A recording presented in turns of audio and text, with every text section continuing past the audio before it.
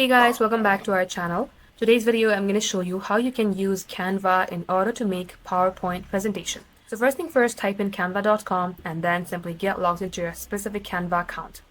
Once it is so under what will you design today, you will see various things including presentation. You have to open presentation and wait for this to load. It will generate a presentation template for you. Now likewise, as you can see, this is blank. You can also start from scratch. But from your left hand side, you will also see various templates that are designed for you and it is editable.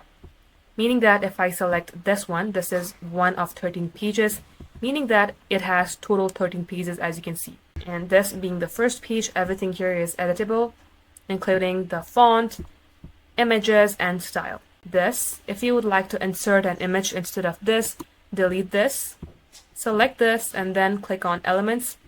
For instance, let's select YouTube and enter. You will see YouTube logo and simply click onto it. Insert it anywhere in any part of the page. Likewise, if you would like to add more pages, click on this plus button and you may go ahead and add another one as well.